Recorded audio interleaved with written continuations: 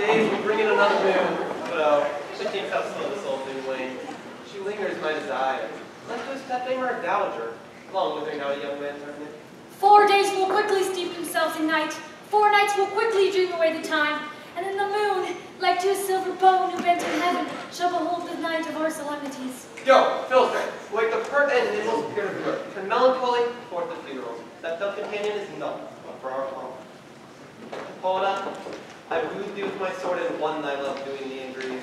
Thou wed thee in another key, with pomp, with triumph, and with revenue. Happy Theseus, our renowned Duke.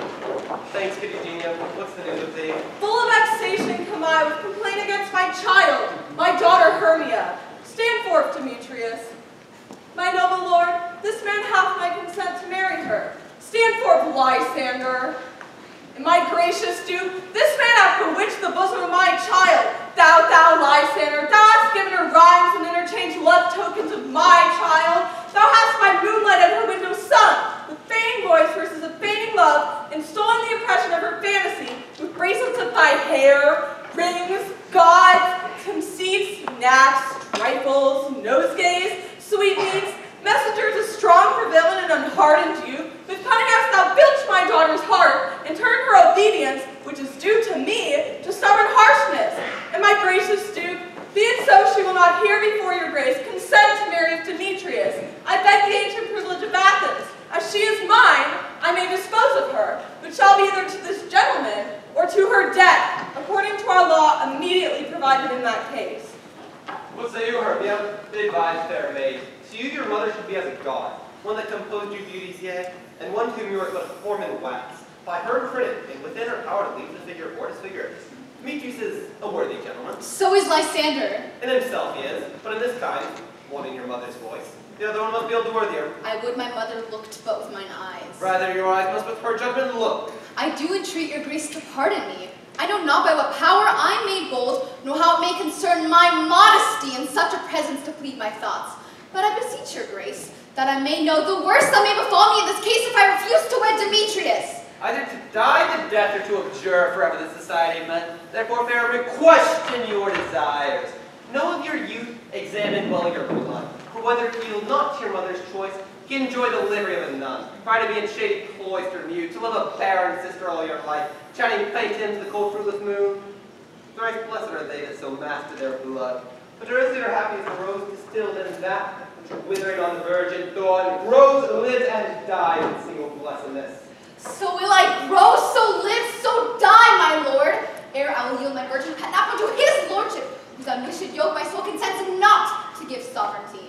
Take time to pause, and by the next new moon, the sealing day between my love and me for everlasting bond of fellowship, upon that day I would be prepared to die for disobedience to your mother's will, or else to wed Demetrius, as he would, or on Diana's altar to protect for austerity and single life.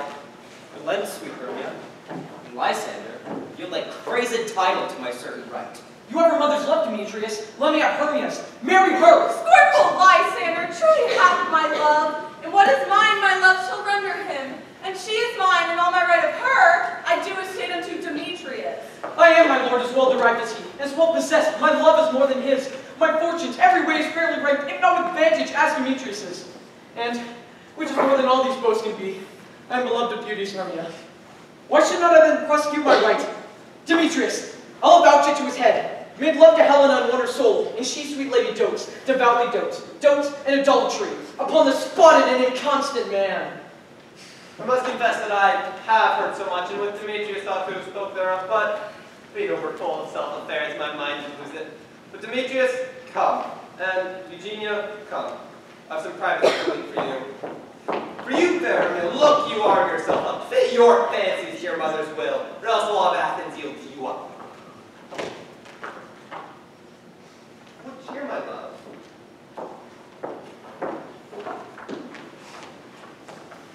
How now, my love? Why is your cheek so pale? How chance the roses there do fade so fast? Like for want of rain, which I could well beteem from the tempest of mine eye. I me for aught that I could ever read, could ever hear by tale or history. The course, a true love never did run smooth, but either it was different in blood. Oh, cross too high to be enthralled too low. Or else misgrabbed in respective years. Oh, spite too old to be engaged too young. Or else it stood upon the choice of friends. Oh, hell to choose love by another's eyes. Or, if there were sympathy in choice, war, death, or sickness did lay siege to it, making it momentary as a sound, swift as a shadow, short as any dream, brief as the lightning in the calling night, that in us spleen unfolds both heaven and earth, and ere a man hath power to say, behold, the jaws of darkness do devour it up, so quick right things come to confusion. If then true lovers haven't ever crossed, it stands as an edict in destiny. Then let us teach our trial patience, because it is a customary cross, as due to love us thoughts and dreams and sighs, wishes and tears, poor fancy's followers. A good persuasion, therefore hear me, Hermia. I have a widow aunt, a dowager of great revenue, and she hath no child. From Athens is her house remote 7 leagues, and she respects me as her only son. There, gentle Hermia, may I marry thee. And to that place the sharp Athenian law cannot pursue us. If thou lovest me, then steal forth thy father's house tomorrow night, and in the wood, a league without the town, there will I stay for thee.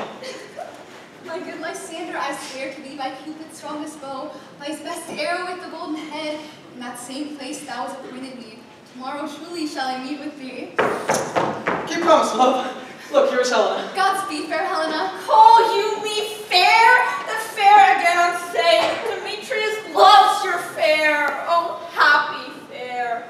Your eyes are lodestars, and your tongue sweet air, more tunable than larch a shepherd's ear. When wheat is green, when hawthorn buds appear. Sickness is catching. Oh, for favor so. Yours would I catch, fair Hermia, ere I go. My ear should catch your voice, my eye your eye. My tongue should catch your tongue's sweet melody. Were the world mine, Demetrius being fated, the rest I give to be to you translated.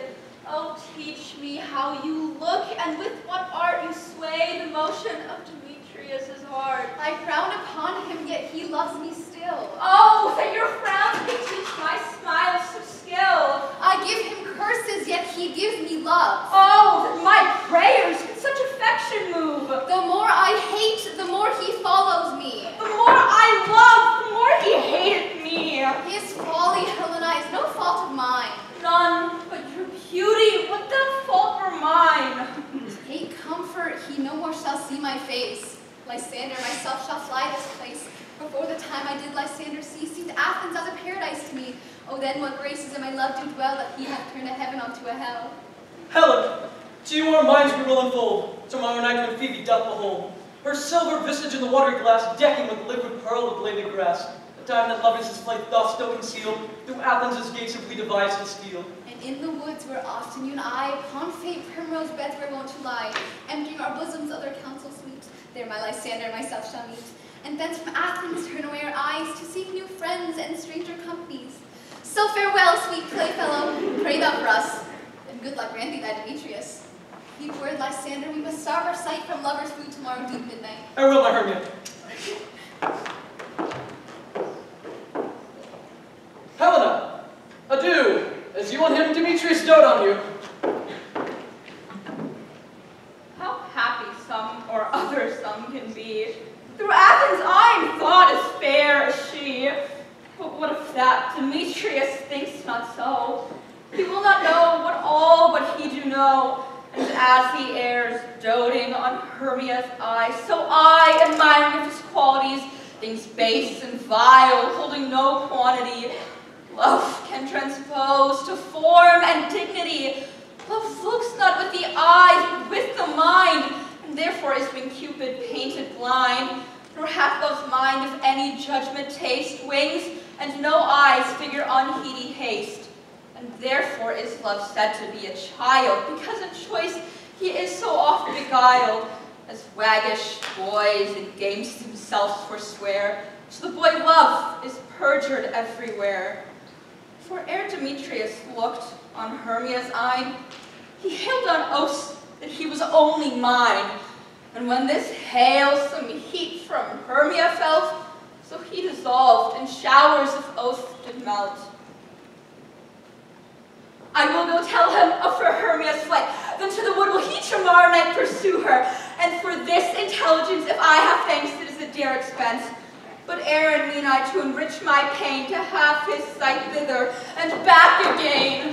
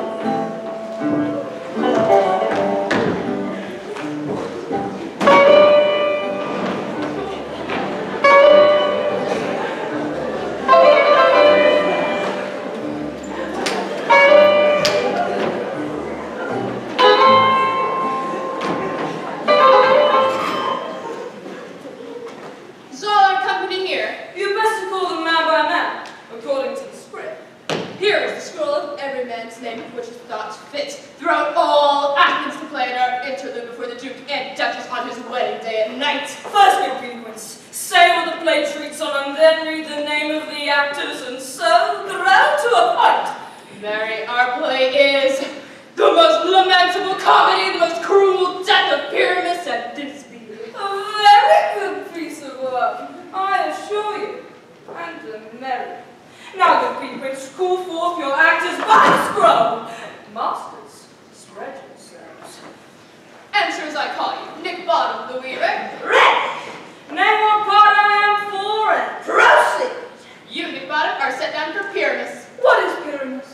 A lover or a tyrant? A lover that kills himself most gallant for love. That will ask some tears in the true performing of it. If I do it, let the audience look to their eyes. I will move storms, I will condole. In some manner. To the rest, yet, my chief humor is for a tyrant. I could play Hercules Red or a part of Terra Cat to make all split. The raging rocks and shivering shocks shall break the locks of prison gates, and Phyllis Carr shall shine from far and make and mar the foolish fate. This was lovely. Now, good Peter read the names of the actors. This was Hercules' vein, a tyrant's vein. A lover is more condemned. Francis Flute the bellows mender. Here, Peter Quince. Flute, you must take Thisbe on you. What is this, be a wandering knight?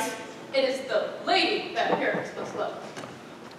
Nay, faith, let me not play woman. I have a beard coming. That is all one. You shall play the mask, and you may speak as small as you will. And I may hide my face. Let me make this be too. I'll speak in a monster little voice. Ah, Pyramus, dear, Thisbe, dear, lover, dear, Pyramus, dear. No, no, you must play Pyramus. And Flute, you Thisbe. Well, proceed. Robin Starling, the tailor. Here, Peter Quince. You, Starling, must take Pyramus's mother. Tom Snap, the tanker. Here, Peter Quince. You, Thisbe's father. Myself, Pyramus's father. Snug the joiner, you the lion's part. And I hope here is a play well fitted. Have you the lion's part written? Pray you, if it be, give to me, for I am slow of study. You may do it extempore, for it is nothing but roaring. It's me, but a lion too! I shall roar to make any man's heart good to hear me. I shall roar to make the Duke say, let him roar again! Let him roar again!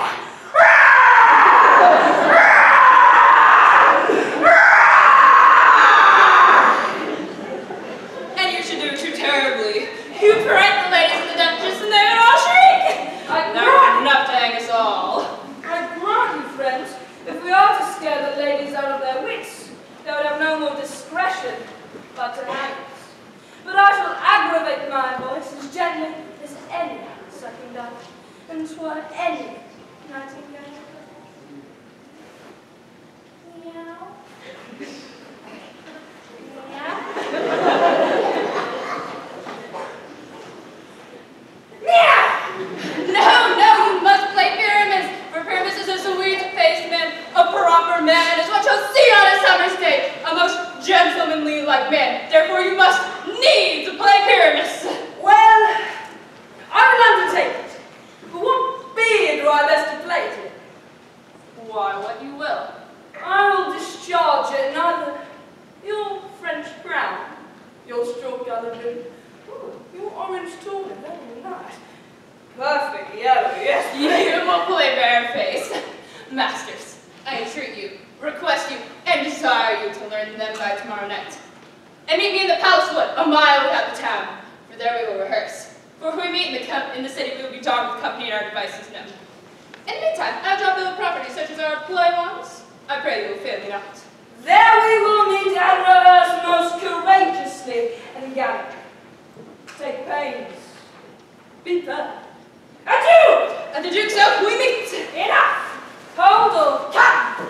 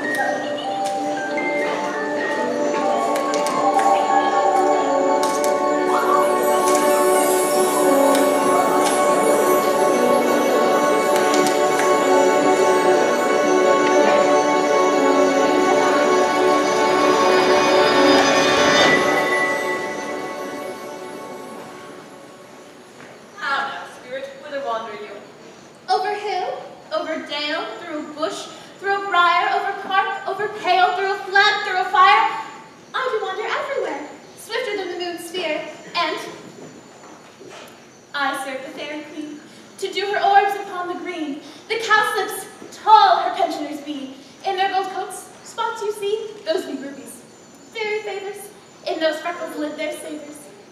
I must go hang some dewdrops here, and hang a pearl in every house of the earth. Farewell. I'll be gone. The queen and all her elves do come here now. The king doth keep his revels here tonight. Take heed the queen come not within his sight. For Oberon is passing felon wrath, because that she as her attendant hath a lovely boy stolen from the Indian king. She never has so sweet a changeling. And jealous Oberon would have the child, denied his trait and traced the forest wild. But she perforce withholds the loved boy, crowns him with flowers and makes him all her joy. And now they never meet, in grove nor green, near fountain clear or spangled starlight sheen. But they do square, for all their elves for fear, break the dairy goat cups and hide them there. Either I mistake your shape and in making quite, or else you are that shrewd and knavish sprite called Robin Goodfellow. Are not you he who frights the maids of the villagery, skim milk, and sometimes labor in the curn, and bootless make the breathless housewife's churn, and sometime make the drink to bear no bar, mislead night wanderers, laughing at their harm, those that hawk of and claim sweet pack, you do their work and they shall have good luck. Are not you he? Thou speakest aright. I am that merry wanderer of the night. I jest to Oberon and make him smile, when I am fat and bean-fed horse beguile, neighing in the likeness of a filly foal, or sometimes lurk I in a gossip's bowl, in the very likeness of a roasted crab, and when she drinks, against her lips I bob, and on her withered dewlap pours the ale. The wisest oft telling the saddest tale, sometimes for a 3-foot stool mistaketh me, then slip I from her bum, down topples she, and Taylor cries and falls into a cough. The whole choir holds their hips and mock and wax in their mirth and muse and swear. A merrier hour was never wasted there. But room fairy, here comes Oberon. And here my mistress, would that he were gone.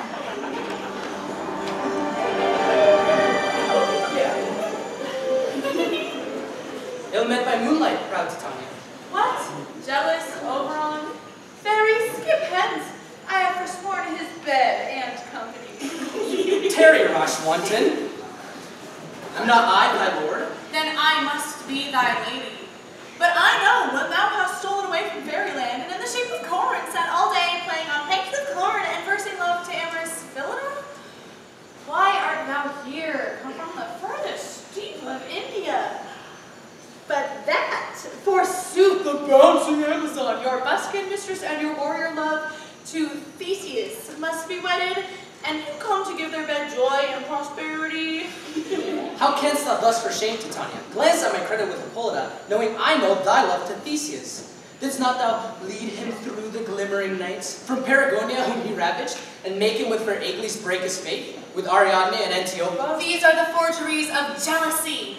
And never since the middle summer spring met we on hill and dale, forest or mead, Or by the beach margin of the sea, to dance our ringlets to the whistling wind. But with thy brawls thou hast disturbed our sport. therefore the winds piping to us in vain, as in revenge have sucked up from the seas Contagious fogs which falling on the land hath every pelting river made so proud that they have overborne their continents. The Nine Men's Morse is filled up with mud, and the quaint wastes in the wanton green for lack of tread are undistinguishable. in thorough this distemperature we see the seasons alter. Hoary-headed frosts fall on the fresh lap of the ivory bud, and on old Heim's thin and icy crown, and odor's chaplet of sweet summer buds is, as a mockery, set. The spring, the summer, the child, the autumn, angry, winter change their wonted liveries, and the maze of both by their increase now knows not Which is which. And this same progeny of evils comes from our debate, from our dissension. We are their parents and original. Do you amend that then? It lies in you. Why should Titania cross her Oberon? I do but beg a little changeling boy to be my henchman. Set your heart at rest. The fairyland buys not the child of me. His mother was a botchess of my order, and in the spice of Indian air at night full often has she gossiped by my side and sat with me on Neptune's yellow sands, marking the embarked traders on the flood when we have laughed to see the sails conceive and grow big-bellied in the wanton wind. But she, with pretty Anne was swimming gait following, her womb then rich with my young squire, would imitate and sail upon the land to fetch me trifles and return again as from a voyage rich with merchandise. But she, being mortal of that voyage, So for her sake do I rear up that boy, and for her sake I will not part with him. How long within this wood intend you stay? Perchance till after Theseus' wedding day. If you'll patiently dance in our round and see our moonlight revels, go with us. If not, shun me, and I will spare your haunts. Give me the boy, and I will go with thee. Not for thy fairy kingdom. Fairies, away. We shall chide downright if I longer stay. Well, go thy way. Thou shalt not from this grove till I torment thee for this injury. My gentle Puck, come hither. Thou rememberest, since once I sat upon a promontory and heard a mermaid on a dolphin's back wearing such a dulcet and harmonious breath? I remember. That very time I saw, flying between the cold moon and the earth, Cupid, all armed. A certain aim he took, yet marked I where the bolt of Cupid fell. It fell upon a little western flower, before milk white, now purple with love's wound. Fetch me that flower, the herb I showed thee once. The juice of it on sleeping eyelids laid will make her man or woman madly dote upon the next light creature that it sees. Fetch me that herb and be thou here again, ere the Leviathan consume thee. I'll put your girdle round about the earth in 40 minutes. Having once this juice, I'll watch Titania when she was asleep, and drop the liquor of it in her eyes. The next thing then, she, waking, looks upon, be it on lion, bear, wolf, or bull, on meddling monkey or on busy ape, she shall pursue it with the soul of love. And there I take this charm from off her sight, since I can take it with another herb. I'll make her render up her page to me. Rather that we be strangers. But who comes here? I am invisible, and I will overhear their conference. Oh, I love thee not, therefore pursue me not. Where is Lysander and fair Hermia? Well, the one I'll stay, the other stay at me. Thou toldest me they were stolen to this wood, and here I am and wood within this wood, because I can't get my Hermia. Let's get thee gone and follow me no more. You draw me, you hard-hearted adamant, but yet you draw not iron, for my heart is true as steel. Leave your powder drawn, I shall have no power but to follow you. I entice you, do I speak you fair, or do I not in plainest truth tell you I do not, or I cannot love you? And even for that, do I love you the more. I am your spaniel, and Demetrius. The more you beat me, I will fawn on you. Use me but as your spaniel. Spurn me, strike me, neglect me, lose me, only keep me leave unworthy as I am to follow you. What worse place can I beg in your love than a place of high respect with me than to be used as your dog? Tempt not too much the hatred of my spirit, for I am sick when I do look on thee. And I am sick when I want You impeach your modesty too much. To leave the city and commit yourself into the hands of one who loves you not.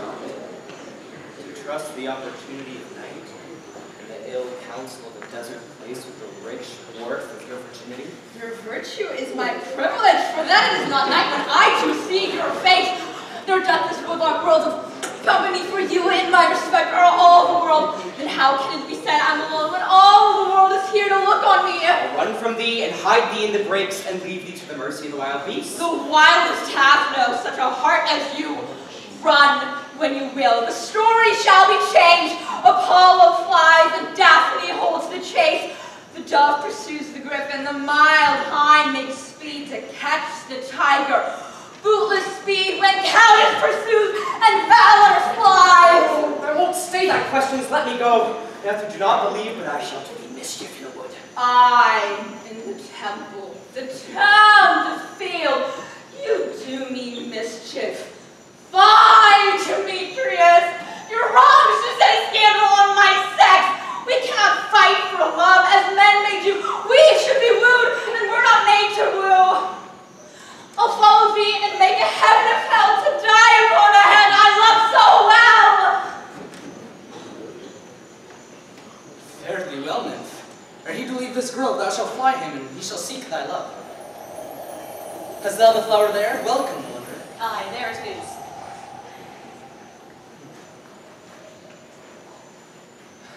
I know a bank where the wild thyme blows, where oxlips and the nodding violet grows, quite over-canopied with luscious woodbine, with sweet musk roses and eglantine.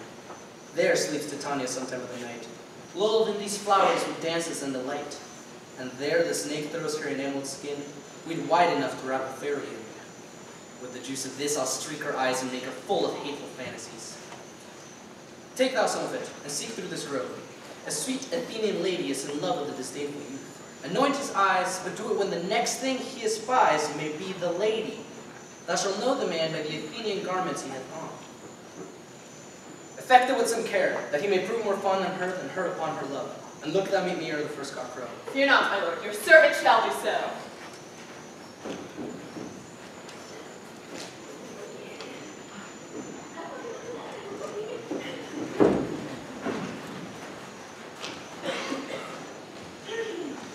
Come, now a roundel and a fairy song, then for the third part of a minute hence.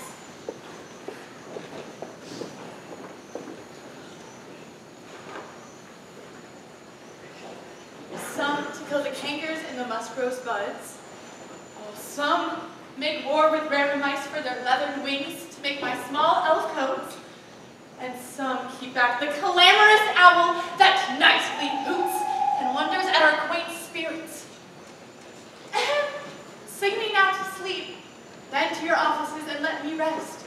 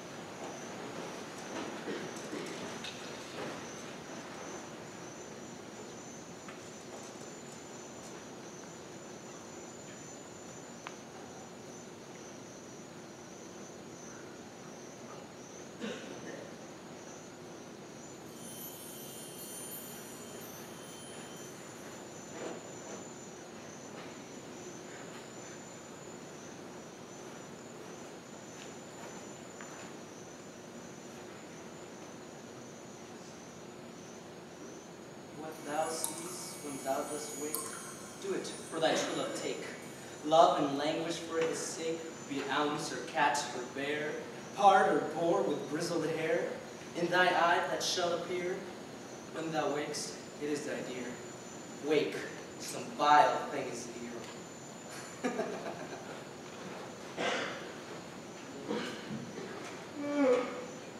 Fair love, you faint with wandering in the wood. And to speak troth, I forgot our way.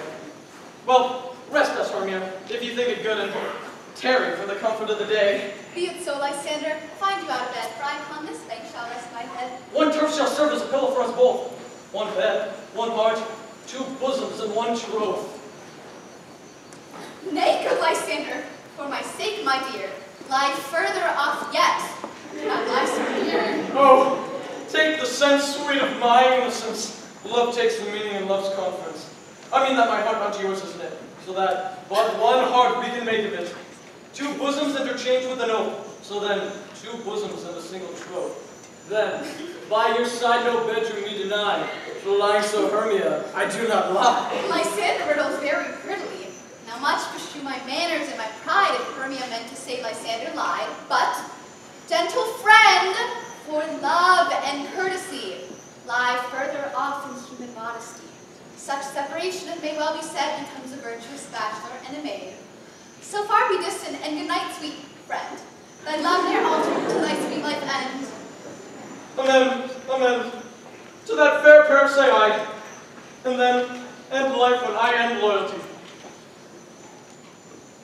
Here is my bed.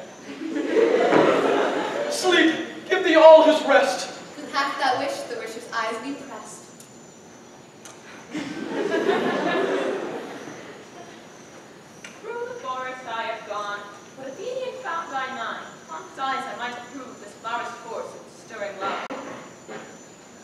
silence. Who is here? Weeds of Athens he doth wear. This is he, my master said, despising the Athenian maid. And hear the maiden, sleeping sound, upon the dank and dirty ground. Pretty soul, thou durst not lie so near this lack love, this kill courtesy. Churl, upon thy eyes I throw all the power this charm doth owe. Sleep, and when thou wakest, lest love forbid, sleep his seat on thy eyelid. So awake when I am gone, for I must now to Oberon. Stay, do not kill me, sweet Demetrius! And do not want me thus. Oh, wilt thou darkling leave me? Do not so. Stay on thy peril, I alone will go. Oh, I am out of breath in this fond chase. The more my prayer, the lesser is my grace. Happy is Hermia, wheresoe'er she lies, for she hath blessed and attractive eyes. How came her eyes so bright? Not with salt tears. If so, my eyes are oftener washed than hers. No, no, I'm as ugly as a bear. For beasts that meet me run away for fear. Therefore no marvel, though Demetrius do as a monster fly my presence thus. What wicked and dissembling glass of mine make me compare with Hermia's fiery eye. But who is here? Lysander, on the ground, dead or asleep? I see no blood, no wound.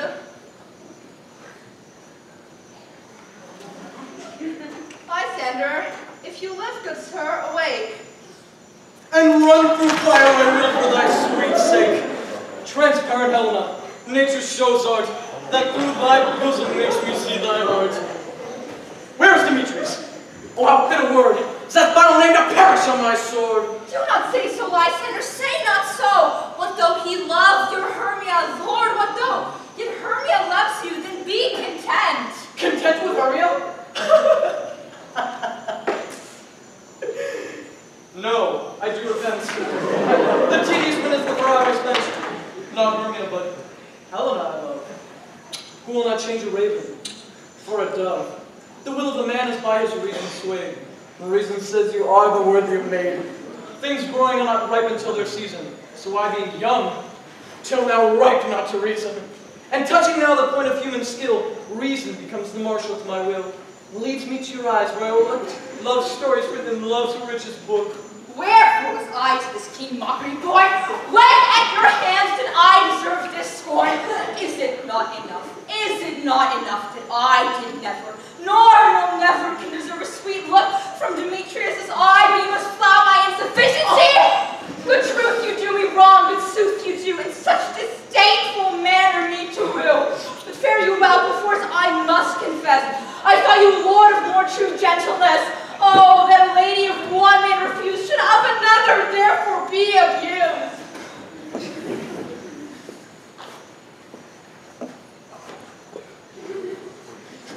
She sees not Hermia. Hermia, sleep thou there. Never mayst thou come Lysander near. For as the serpent of the sweetest things, the deepest loathing to the stomach brings. Or as the heresies that men do leave, are hated most of those they did deceive. So thou, as my serpent and my heresy, of all be hated but most of me. In all your powers, address her love and might, to honor Helen, and to be her knight.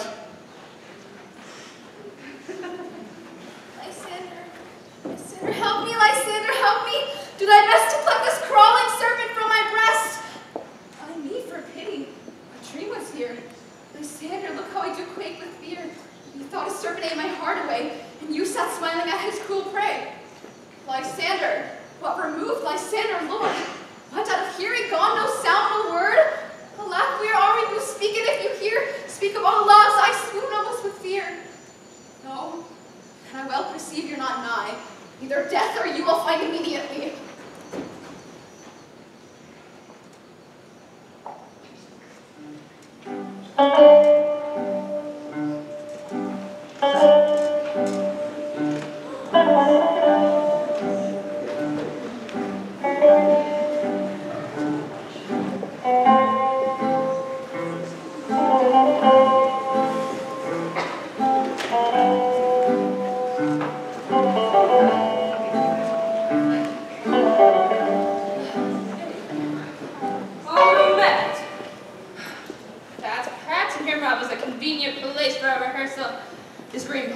our stage.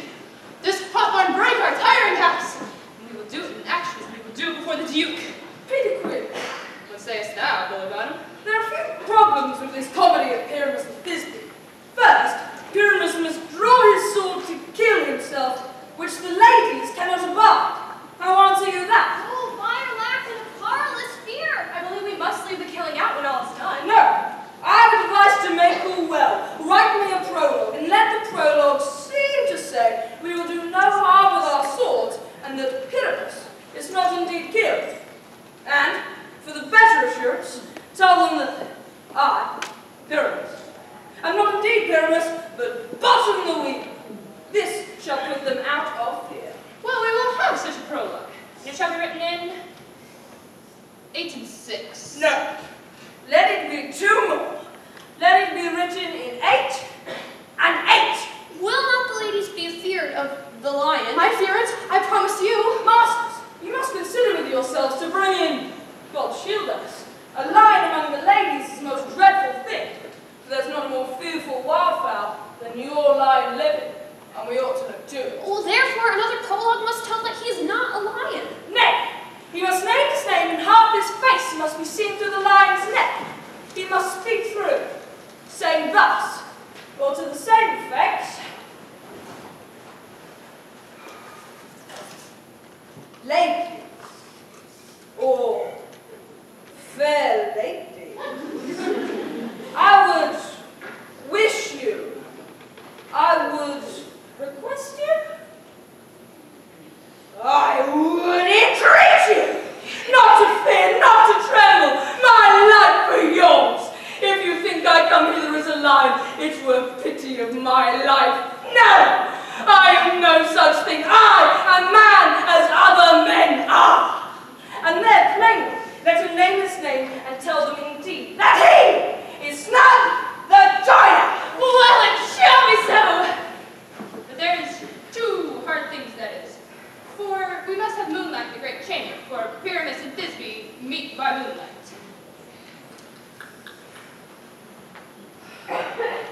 Whoa! Doth the moon shine the night we play our play? A calendar, a calendar. Look at the oven. Find out moonshine. Find out moonshine.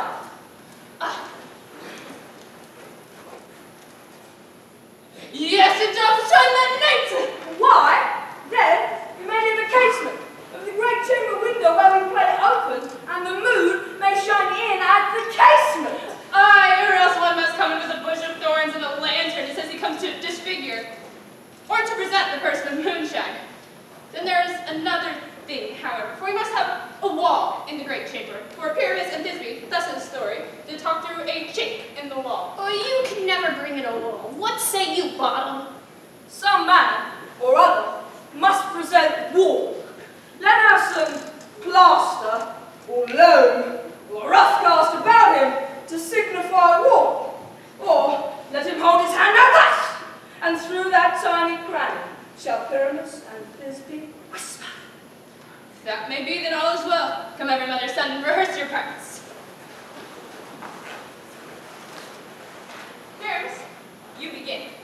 Once you have spoken your speech, enter into that break, and tell everyone according to his cue.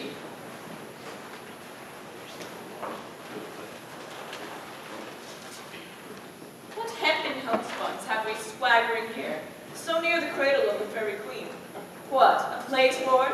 I'll be an auditor. An actor too, perhaps, if I see cause. Pyramus, speak. Thisbe, stand forth. Thisbe, Thisbe, the flowers of odious savor sweet, so hath thy breath, my Thisbe. But hark, a voice! Stay thou but here a while, and by and by I shall unto thee appear. A stranger Pyramus than e'er played here. Must I speak now? Aye, marry, must you? For you must understand he goes but to see a noise he has heard, and is to come again. Most radiant Pyramus, most benighted him! I've come like the red rose on triumphant briar, most frisky juvenile, most lovely Jew, as true as horseman, yet would never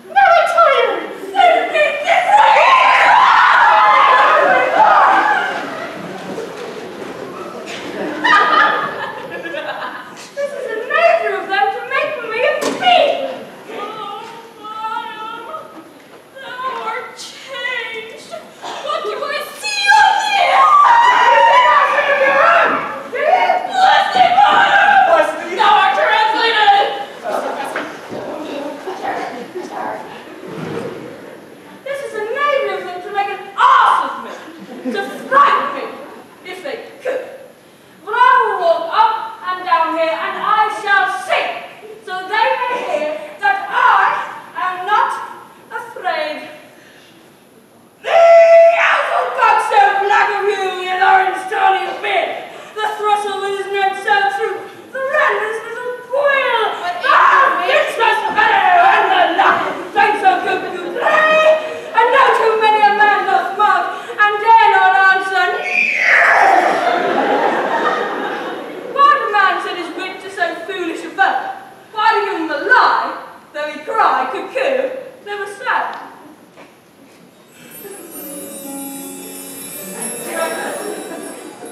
I pray thee, gentle mortal, sing again. Mine ear is much enamored of thy note, so is mine eye enthralled to thy shape, and thy fair virtue's force perforce doth move me on the first view to swear I love thee. Methinks, mistress, you should have little reason for that, and yet, to say the truth, reason and love have little company together nowadays.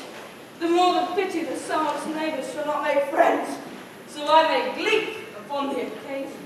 Thou art as wise as thou art beautiful. Not so neither. If I had enough wit to get out of this wood, I'd have enough to serve mine own turn.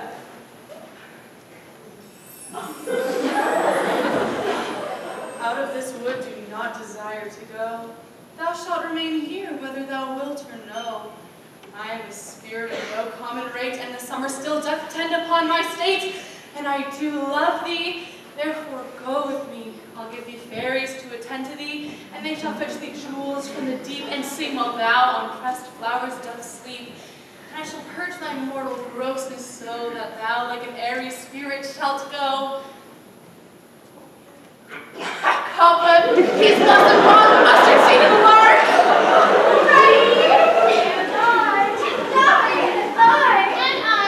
Where shall we go? Be kind and courteous to this gentleman. Hop in his walks and gamble in his eyes. Feed him with apricots and dewberries, with purple grapes, green figs, and mulberries. The honey bags steal from the humble bees, and for night takers crop their waxen thighs, and light them at the fiery glow of his eyes, to have my love to bed and to arise. Pluck the wings of painted butterflies, to fan the moonbeams from his sleeping eyes. Nod to him, elves, and do him courtesies. Hail, mortal! Hail! Hail! Hail! I pray your worship's mercy heartily. I beseech your worship's name. Cobweb. Mistress Cobweb. I shall desire better acquaintance of you, Mistress Cobweb. If I cut my finger, I shall make bold with you. Your name, honest lady? Peace Blossom. Mistress Peace Blossom. I pray you commend me to Mistress Squash, your mother, and Master Peacewood, your father.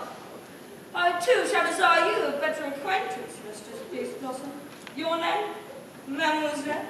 Mustard seed. Mistress Mustard Seed. I know your patience well. That same cowardly, giant-like ox beef have devoured many a man of your house. I promise you your kindred hath made my eyes water ere now. I too shall desire you a better company, Mistress Mustard Seed. Come, lead him to my bower. The moon methinks looks with a watery eye, and when she weeps, weeps every little flower in the lamenting sun. Enforced chastity. Bring him silently.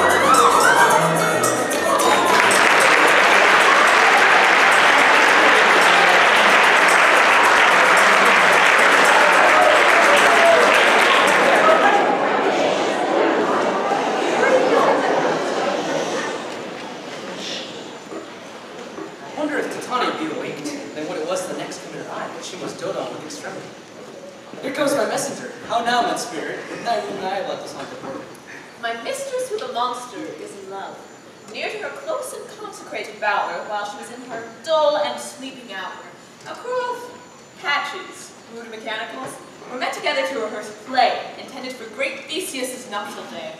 The shallowest thick-skinned that barren sort, whom Pyramus presented in their sport, forsook his scene and entered in a break.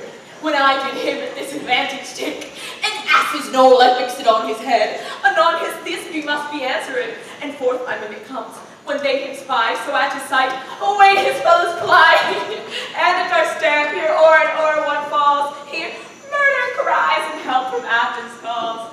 Their sense thus weak, lost their fears thus strong, made senseless things begin to do them wrong. For briars and thorns of their apparel snatch, some sleeves, some hats from yielders, all things catch. I led them on in this distracted fear, and left sweet Pyramus translated there, when, in that moment, so it came to pass, Titania waked, and straightway left. An ass! This falls out better than I could devise, but hast thou yet latched the Athenian's eyes with the love juice as I did bid thee do? I took him sleeping, then finished too, and the Athenian woman by his side, that he waked afore she must be eyed. Stand close. This is the same Athenian. This is the woman, but not this the man. Why rebuke you him that loves you so, with breath so bitter on your bitter foe? Now I would chide, but I should use thee worse. For thou, I fear, hast given me cause to curse. If thou hast slain Lysander in his sleep, bring over shoes and blood, plunge in deep, and kill me too! The sun was not so true unto the day as he to me. If he has stolen away from sleeping Hermia, I'll believe as soon as this whole earth may be bored, and that the moon may through the center creep, and so displease her brother's noontide with the antipodes. It cannot be but thou hast murdered him. So should a murder look so dead, so grim. So should the murdered look, and so should I. Pierce to the heart with your stern cruelty. Yet you, the murderer, look as bright, as clear as yonder Venus in her glimmering sphere. What's this to my Lysander? Ah, good Demetrius, wilt thou give him me? I'd rather give this carcass to my hounds. Out, dog, out, cur, thou drivest me past the bounds of maiden's patience. Hast thou slain him then? Henceforth never be numbered among men. Oh, once tell true, even for my sake. Dost thou have looked upon him being awake? And hast thou killed him sleeping? Oh, brave touch, could not a worm and adder do so much? An adder did it, for with doubler tongue than thine, thou serpent, never adder stung. You spend your passion on a misprized mood. I'm not guilty of Lysander's blood, nor is he dead, for what I can tell. I pray thee, tell me then that he is well. If I could, what should I give thee? A privilege never to see me more, and from thy hated presence part I so. See me no more, whether he be dead or no. There is no chasing her in this fierce vein. So then here, therefore, for a while I will remain. So sorrow's heaviness doth heavier grow, for death that bake not sleep doth sorrow owe, which I in some slight measure now make some pay, if I for his tender he makes him stay. What hast thou done? Thou hast mistaken quite, and laid the love juice on some true love's sight. Of thy misprison must perforce ensue, some true love turn and not a false turn true. Then fate o'errules that one man holding troth, a million fail, confounding oath on oath. About the wood go swifter than the wind, and Helen of Athens look thou fine. All fancy sick and pale of cheer, with sighs of love that cost the fresh blood dear. By some illusion see thou bring her here, I'll charm his eyes against you do appear. I go, look who I go, swift as an arrow from the heart of blow.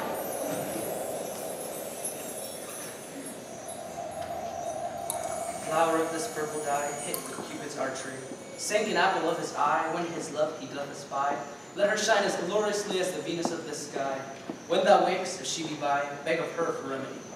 Captain of our fairy man, Helena is Peter's hand, and the youth mistook by me, pleading for a lover's fee. Shall we their fond pageant see, Lord, what fools these mortals be? Stand aside, the noise they make will cause Demetrius to awake. Then will two at once woo one, that must needs be sport alone, and these things do best please me that fall preposterously. Away, you three-inch fool! Why should you think that I should woo and scorn? Scorn and derision never come in tears. Look, when I vow, I weep. Thou so born in their nativity, all truth appears. How can these things in me seem scorn to you, bearing the badge of faith to prove them true? You do advance your cunning more and more. When truth kills truth, oh devilish holy prey. These vows are Hermia's. Will you give her o'er? Weigh oath with oath, and you will nothing weigh. Your vows to her and me put on two scales will even weigh, and both as light as tails. I had no judgment when to her I swore. Nor none in my mind, now you give her o'er. Demetrius loves her and he loves not you. Oh, Helen. Goddess, nymph, perfect, divine. What my love should I compare thine eye? Crystal is honey, How ripe and show those lips, those innocent cherries, tempting grow. That pure hide congealed white tore snow, fanned from an eastern wind turns to a crow. On the host of thy hand, oh, let me kiss this princess of white, the seal of bliss. Oh, spite! Oh, hell! I see you all are bent to set against me for your merriment. If you were civil and true courtesy, you would not do me thus much injury. You do not hate me as I know you do, but you must join in souls to mock me too. If you were men, as men you are in show, you would not use a gentle lady so to vow and swear and super praise my parts when I am sure you hate me with your hearts. You both are rivals and love Hermia, and not with rivals to mock Helena, a trim exploit, a manly enterprise, all to conjure tears up in a poor man's eyes with your derision. None of noble sort would so offend a virgin and extort a poor soul's patience, all to make you sport. You are unkind, Demetrius. Be not so. For you love Hermia, this you know I know. And here with all goodwill, with all my heart, and Hermia's love I yield you of my part. And yours of Helena to me bequeath, whom I do love and will do till my death. Never did mockers waste more idle breath. Lysander, keep thy Hermia. I will not. In fair I love her, love is gone. My heart to her was as a guest wife sojourned, and now my heart to Helen is home returned, there to remain. Helen, it is not so! Spare not the fate thou dost not know, lest to that peril thou abide, dear. Oh, look where thy love comes, yonder is thy dear. Dark night that from the eye his function takes, the ear more quick of apprehension makes, wherein it doth appear the same sense, it pays the hearing double recompense. Thou art not thy mine eye, Lysander found, mine ear, I think it brought me to thy sound. But why unkindly didst thou leave me so? Why should he stay, when love doth thrust a cove? What love could press Lysander from my side? Lysander's love, fair Helena, who more engilds the night than all yon fiery oaks and eyes of light. Why seekest thou me? Cannot this make thee know? The hate I bear, they made me leave thee so. You speak not as you think it cannot be. Lo, she is one of this confederacy. Now I perceive they have conjoined our free to fashion this false sport in spite of me. Injurious Hermia, most ungrateful maid, have you contrived, have you conspired with these to bait me with this foul derision? Is all the counsel that we two have shared, the sisters' vows, the hours when we have chid the hasty foot of time for parting us? Oh, is all forgotten, all school days, friendships, childhood's innocence? We, Hermia, like two artificial gods, with our needles created both one flower, both on one sampler, sitting on one cushion, both warbling on one song, both in one key, and in our hands, our sighs, voices, and minds are beating forward. So we grew together, like solitary seeming parted, but yet in union, in partition. Two lovely berries molded on one step, so a two seeking body with one heart, two of the first like combs in a hair, two but to one and crowned with one crest. And will you rent our ancient love asunder to join with men in scorning your poor friend? It is not friendly, 'tis not maidenly, our sex as well as I may chide you for, though I alone do feel the injury. I am amazed at your words. I scorn you not. It seems that you scorn me. Have you not sent bystanders in scorn to follow me and praise my eyes and face? And they were out of love, Demetrius, not even now! This hurt me with this foot! God, waters! This, you love the rare, precious, celestial! Never speak as to her, yes! And with her not bystander, deny your love, so rich within a soul, but tender me pursues affection, but by your setting on, by your consent! But Lord, be not so ungracious you, so hung upon his love, so fortunate, miserable most to love our love. This you should pity rather than despise. I understand not what you mean by this. I do persever counterfeit sad looks, make mouths upon me when I turn my back, wink at each other, hold the sweet jest of this sport well carried shall be chronicled. If you have any pity, grace, or manners, you will not make me such an argument. But fare you well. It is probably my own fault, which death or absence soon shall remedy. Stay, gentle Helena. Hear my excuse, my love, my life, my soul, fair Helena. Oh, excellent! We do not scorn her so. She cannot entreat, I can compel. Thou canst compel no more than she can entreat. Thy threats have no more strength than her weak prayers. Helen, I love thee by my life, I do. I swear that by which I will lose with thee, to prove him false that says I love thee not. I swear I love thee more than he can do. If thou say so, withdraw and prove it too. Quick, come. Lysander, where to tends all this? Away, you Ethiop! No, he'll seem to break loose. Take on as you would follow, for you are a chain man. Go. Hang off thou cat, thou bird! Vile thing, let loose, or I will shake thee from me like a serpent. Why are you grown so rude? What changes this, sweet I love? love, how tawny tutter, how low medicine, oh hate potion hence. Do you not jest? Yes, Sooth, and so do you! Demetrius, I will keep my word with thee. I would I hold your bond, but I perceive a weak bond holds you. I'll trust not your word. What, should I hurt her? Strike or kill her dead? Although I hate her, I'll not harm her so. What can you do me greater harm than hate? Hate me, wherefore I knew what news, my love. Am I not Hermia? Or not you, Lysander? I am as fair now as I was in a while. Since night you loved me, and since night you left me, or then you left me, oh the gods forbid in earnest shall I say. I, by my life, never did desire to see thee more. Therefore, beyond hope, of question, of doubt, be certain, nothing truer, 'tis no jest, that I do hate thee, and love Helena. You juggler, you taker blood! You thief of blood! Would have become my knight, so let us go from it! Pride of faith, have you no modesty, no maiden shame, no touch of bashfulness? What? Will you tear impatient answers from my gentle tongue? Fie, you counterfeit, you puppet, you! Puppet! Why so? I'm away goes the game. I well presume she hath made compare between our statures.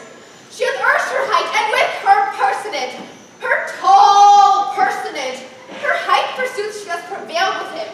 And are you grown so high in his esteem, because I am so dwarfish and so low? How low am I, thou painted maypole? Speak! How low am I? I am not yet so low, but that my nails can reach unto the eye! I pray you, though you mock me, gentlemen, let us not hurt me. I was never a person. I have no gift at all in truth. I am a right knave for my cowardice. Let her not strike me. You have to be letting me because she's something lower than myself, but I can match her. Lower! Hark again, good Hermia! Do not be so bitter with me. I ever more did love you, sweet Hermia, than ever save yourself, never one. Save that in love unto Demetrius. I told him of yourself. He followed me. For love I followed him. And can't threaten me to strike me. Murder me. Nay, to kill me too. And now to Athens. Will you let me bear my falling back? Let me go. To see how simple and how fond I am. Why did you gone? What is it that hinders you? A foolish heart which I leave here behind. What, with Lysander? With Demetrius. Be not afraid. She shall not harm me, Helena. No, sir, she shall not, though you take her part. Oh, when she is angry, she is keen and shrewd. She was a vixen when she went to school. And though she be but little, she is fierce. Little! Again? Nothing but low and little. While you suffer to flatter me thus, let me come to her! Get you gone, you dwarf! You minimus gibbering nutcrass maid! You hate You are too officious in her behalf to toward their services. Let her alone. Speak not of Helena. Take not her part, for if thou so little dost intend, never so loved her. Now she holds me not. Now follow if thou darest to try as right with thine or mine is most in Helena. Follow? Nay, I will go with thee, cheek by jowl. You, mistress, all this coil is long of you. Nay, go not back. I will not trust you. I no longer stay in your cursed company. Your hands and mine are crooked for a fray. My legs are longer though to run away. I'm amazed and know not what to say.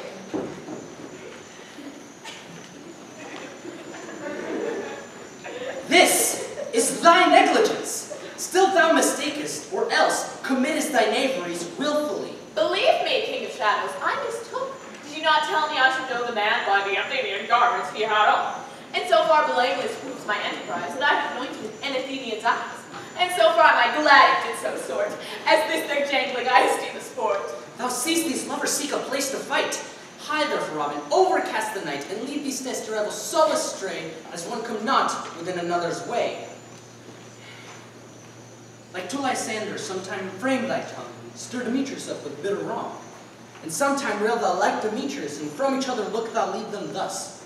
Till o'er their brow doth counterfeiting sleep, with leaden legs and bite wings doth creep. And crush this bud into Lysander's eye, whose liquor hath this virtuous property to take from thence all error with his might, and make his eyeballs roll with wonted sight. When they next wake, all this duration shall seem a dream and fruitless vision. And back to Athens shall the lovers wend, with league whose day till death shall never end. Whilst I in this affair do the employ, I'll do my queen and beg her Indian boy. And then I will her charmed eye release for monsters' view, and all things shall be peace. But notwithstanding haste, make no delay, we may effect this business yet or day.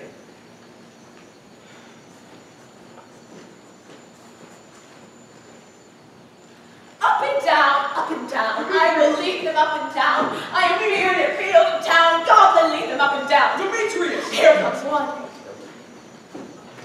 Where art thou from, Demetrius? Speak thou now. Here, Billy, drawn and ready, where art thou? Oh, do thee straight. Follow me then to play the ground. Lysander, speak again.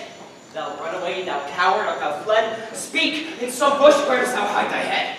Thou coward, art thou bragging to the stars, telling the bushes you look for wars, yet wilt not come? Come, thou child, come, thou recreant, a wasting with the rod. He is the battle that draws the sword on. Where art thou now? Follow me, we'll try to bend him here.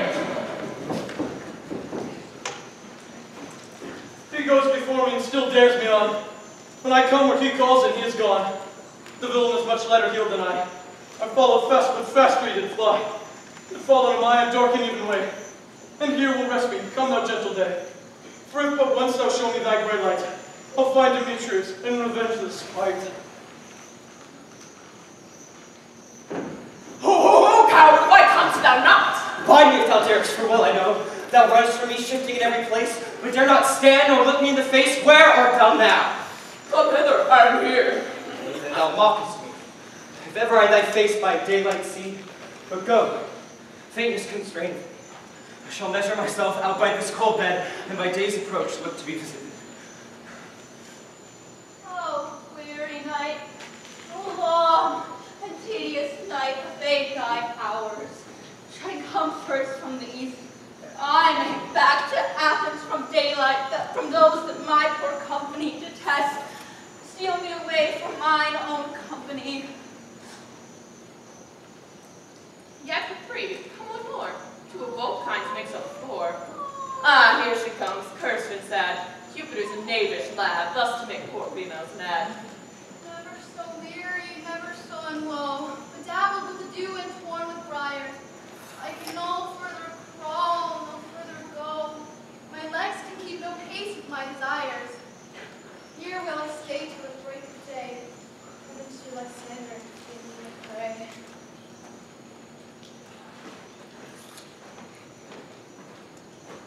On the ground, sleep sound. I'll apply to your eye, gentle lover remedy. When thou wakest, thou takest true delight in the sight of thy former lady's eye. And the country proverb shown, as every man shall take his own, in your waking shall be shown. Jack shall have Jill, naught shall go ill, man shall have his mare again, and all will be well.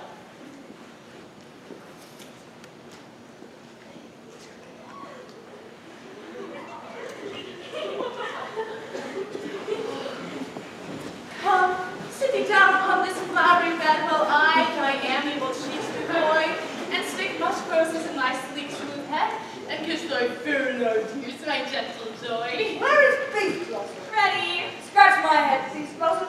Where's the Mistress Cobweb? Ready? Mistress Cobweb, give mistress. Get you your weapons in your hands and kill me a wretched tumblebee on top of the thistle, and bring me the honey bag. And do take a fret in the action, for I would fear you have not break the honey bag, mistress. Ah. Where's Mistress Beef Blossom? Ready? Give me your name, Mistress Beef Blossom, and I pray you leave your purposes. What's your will? Why, nothing. Just covering Beef Blossom to scratch. I must to the barber's, for I'm so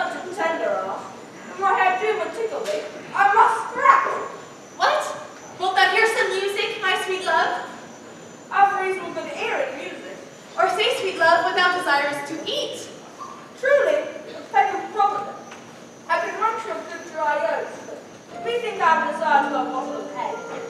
Good hay, sweet hay, have enough then. I have a venturous fairy that shall seek out the scrolls board and fetch thee new nuts. I'd rather have a handful of the dried peas, but I'm afraid you let none of your things stir. Have an exposition of sleep come upon me. Sleep thou, and I will wind thee in my arms. Fairies, be gone, and be always away. So doth the woodbine the sweet honeysuckle gently entwist, the female ivy so enrings the barky fingers of the elm. Oh, how I love thee.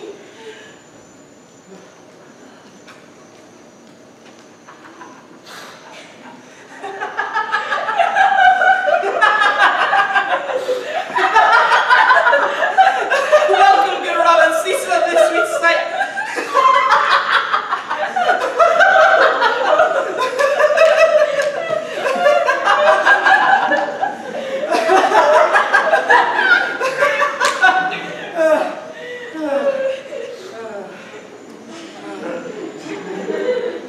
Now I do begin to pity. I will undo this hateful imperfection of her eyes.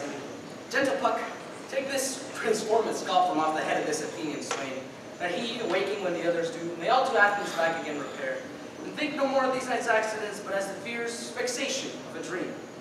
But first, I will release the fairy queen.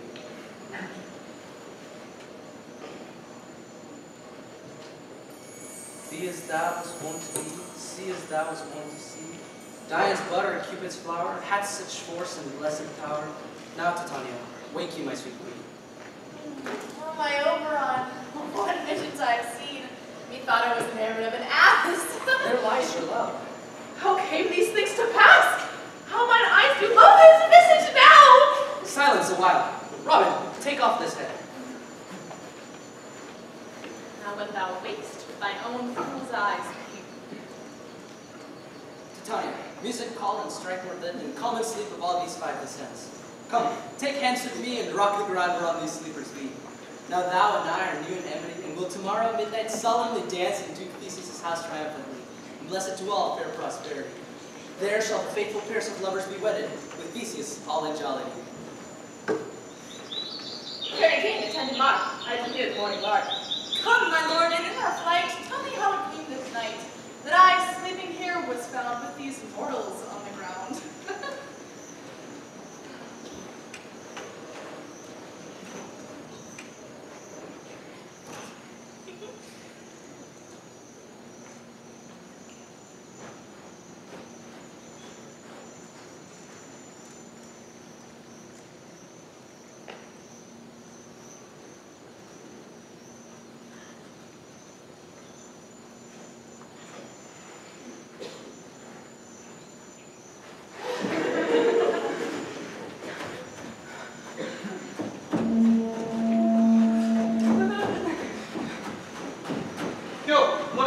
Find the forester, for no observation is performed, and since we have the bower of the day, my love shall hear the news with my hounds.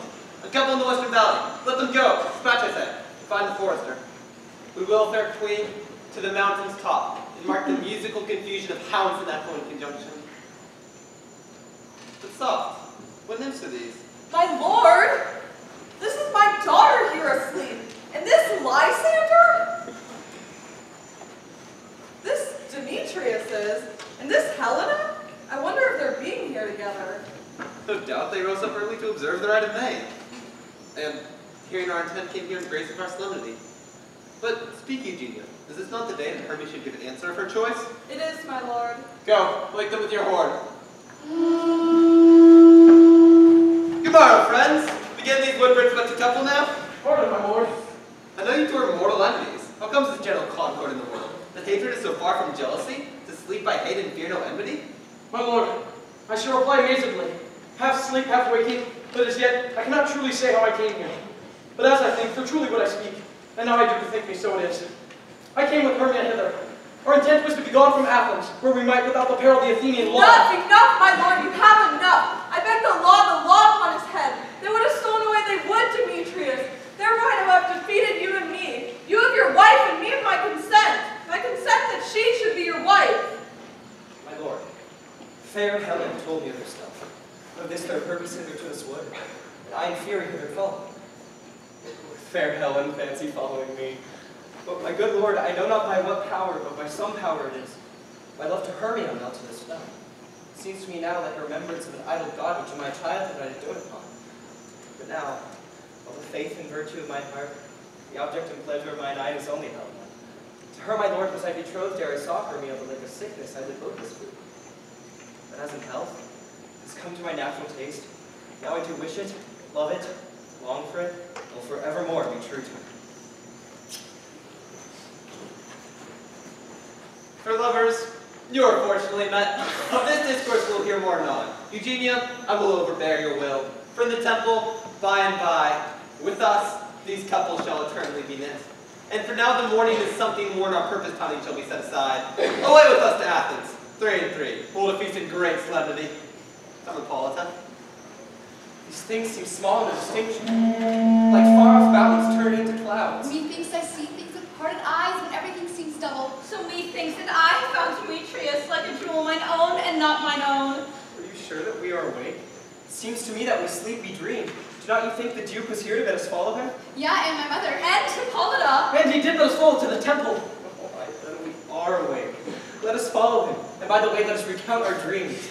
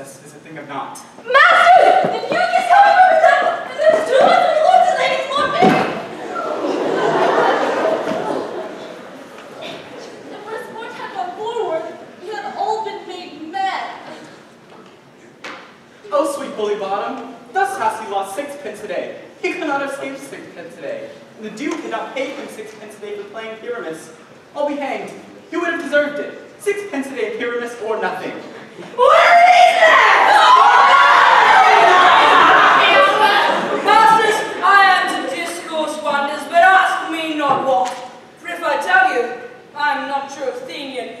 No, I will tell you it straight.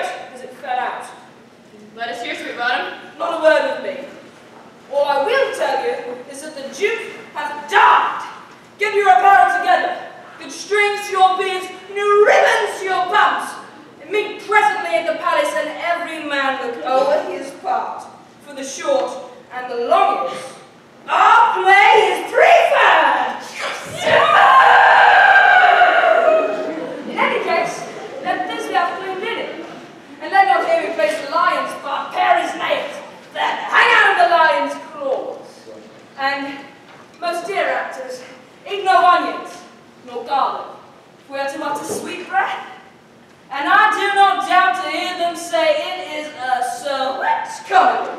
Away! Go away! 6, 8,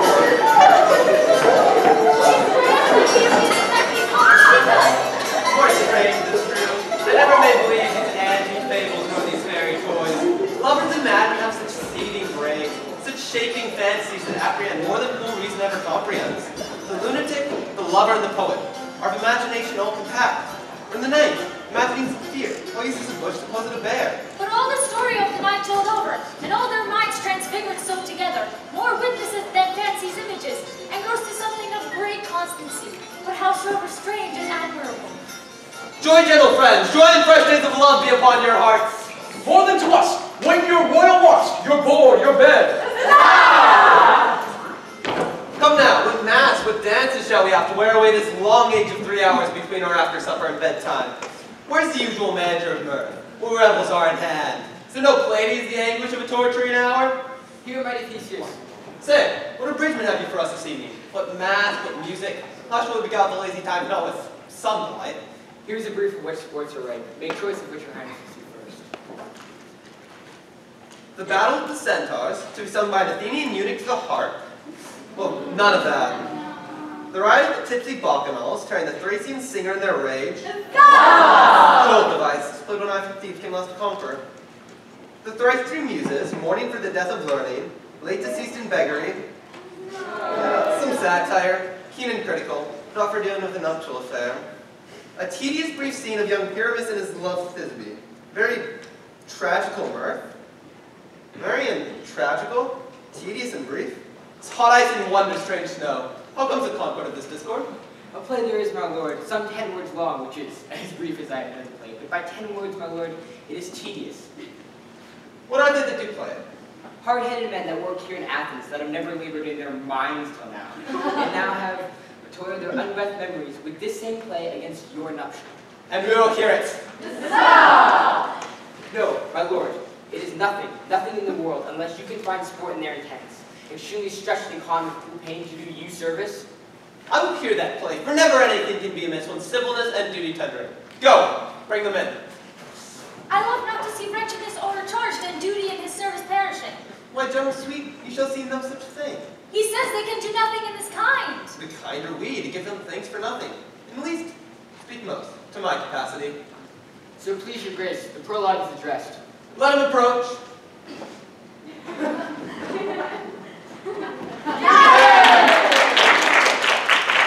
If we offend, it is with goodwill that you should think we come not to offend, but with goodwill, to show our simple skill. That is the true beginning of our end. Consider then we come in spite. We do not come as minded to content you. Our true intent is all for your delight. The actors are hanged, and by their show you shall know all that you are like to know. Fellow does not stand upon points. He hath rid his prologue like a rough colt. He knows not to stop. A good moral, my lord, is not enough to speak, but to speak true. Indeed, he hath writ his prologue like a child on a recorder, as sound but not in government. His speech is like a tangled chain, never impaired, but all disorder. Who's next?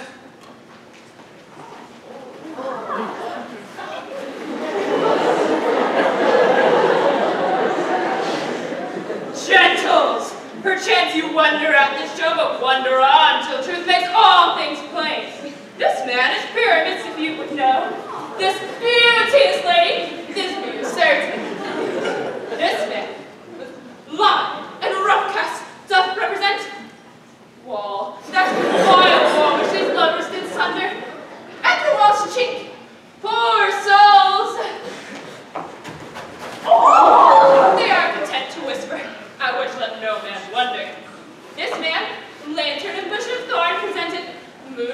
for my moonshine that these lovers take no scorn to meet at Nidus's tomb, there to woo.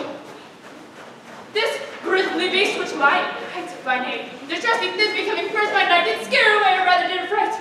And as she flung her hands till she did fall, then the lion, vile with bloody mouth, did stain. Anon comes Pyramus, so youth and tall, and finds his trusty Thisbe's mantle slain. Whereat, with the bloody blameful blade, he bravely broached his boiling bloody breast.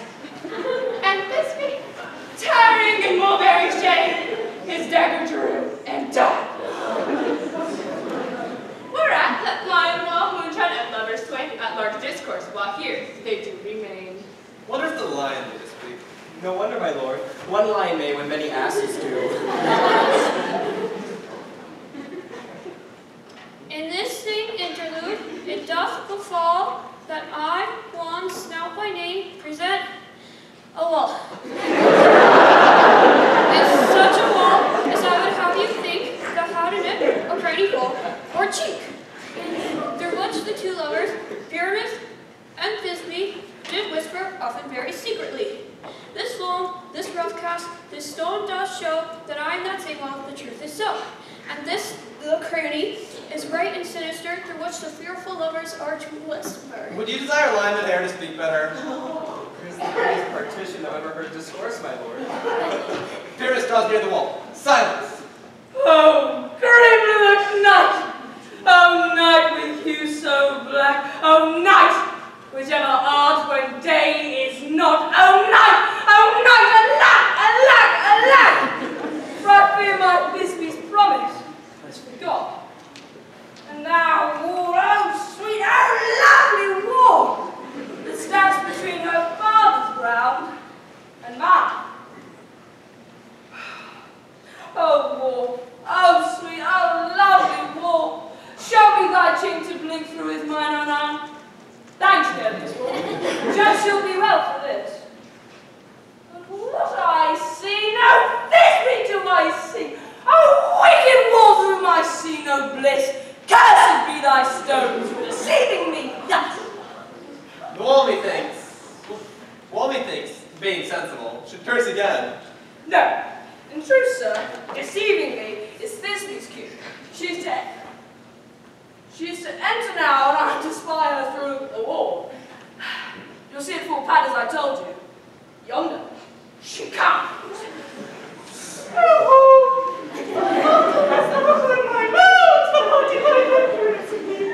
Its cherry lips have often kissed thy stones of lime, and hermit of thee. I see a voice. Now the light of the drink is thrown over Thisbe's face. Thisbe! My love, I think. Think what thou wilt. I am thy lover's grace, and like thy mandate, and trusty stick. And I, like Helen, till it makes me kill. Not sharpness to Procus was so true. At sharpest to Procus, I to you. Oh, kiss me through the home of this vine. I kiss those whole and natural lips and all. Wilt thou with Minnie's tomb? Minnie's tomb! Meet me straight away. Tight death, I come without delay.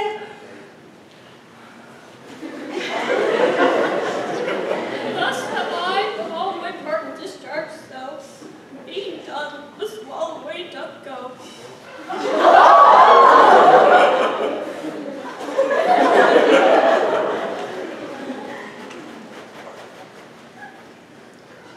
Fair ladies, you whose gentle hearts do fear the smallest monstrous nerves that creeps on the floor, may now perchance most quake and tremble here, when lion rough in the wildest rage does roar.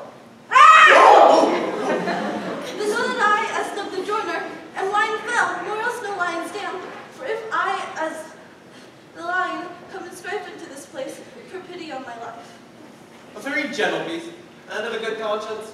The very best of the beast, my lord, the air I saw. This lion is a very fox for his valor. True, and a goose for his discretion. Let's leave it to his discretion. Let us listen to the moon. This lantern doth the horny moon present. He should have worn the horns on his head. He is no crescent, and his horns are invisible within the circumference. This lantern doth the horn and moon present, myself, the man in the moon, do seem to be. This is the greatest error of all the rest. The man to be put inside of the lantern. Now it's going to be the man of the moon. He dares not come to the candle, for you see it's already in snuff. I am aweary of this moon. Would he will change? Proceed, Moon. All that I have to say is tell you that this lantern is the moon, I the man in the moon, and this thorn bush, my thorn bush. Why, then all these things should be in the lantern, for you're the man in the moon. Silence. Here comes Thisbe. This is old Millie's tomb. Nine is his tomb! Where is my love?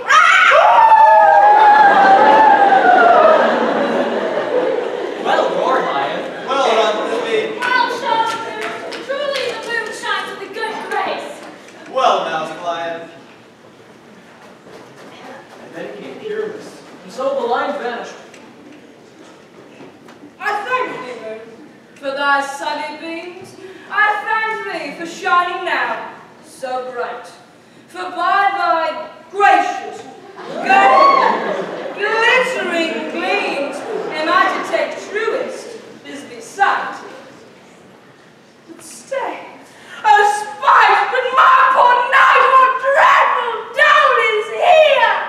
Eyes, do you see? How can it be, oh dainty duck, oh dear? Thy mantle good, what stained with blood, approaching furies fell, and come, cut thread and thrum, quail, crush, conclude and quail. Oh, wherefore, nature, didst thou's lion's frame, since lion vile hath here deflowered my dear, which was known, no, which was the fairest dame that lived, that loved, that lied, that lived with cheer. Come, tears confound, outtaught and wound the pap of Pyramus. I, the left pap, where the heart doth hop, and thus, now I'm dead. Now I am fled, my soul is in the sky. Down, lose thy light, moon, take thy flight, and thus I die.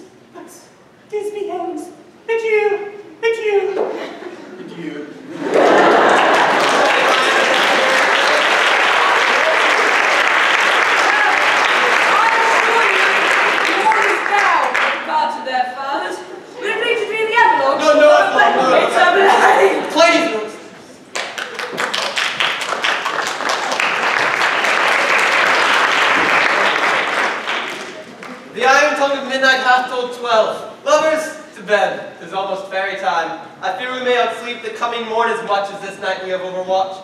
This palpable gross play hath well beguiled the heavy gate of night. Sweet friends, to bed. A fortnight hold we the solemnity, and nightly revels add new jollity.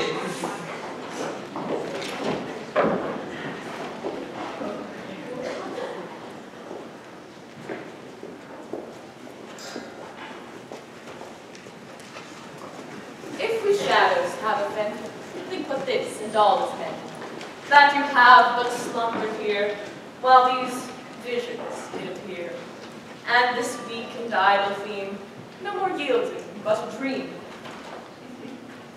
Gentles, do not reprehend. If you pardon, we will mend. And as I am an honest pup, if we have unearned luck, now to stake the serpent's tongue, we will make amends ere long. Else the puck a liar call. So good night to you all. Give me your hands if we be friends, and Robert shall restore the day.